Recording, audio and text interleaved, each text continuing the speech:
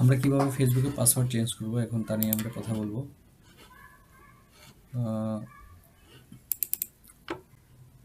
প্রথমে আমরা আমাদের ক্রোম ব্রাউজারে চলে আসব।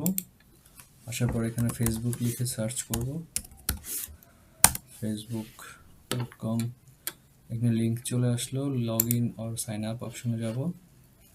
তারপর আমাদের ফেসবুক অ্যাকাউন্টটি, যেহেতু আমার এখানে লগ ইন করা আছে তাই আমি আর লগ ইন করছি না, আমাদের অ্যাকাউন্টটিতে লগ ইন করবো।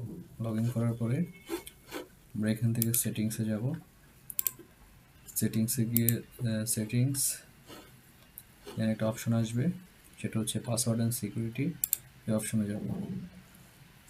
দেন এখান থেকে আমরা আমাদের পাসওয়ার্ড অ্যান্ড সিকিউরিটি অপশন আসছে, এখানে যাব।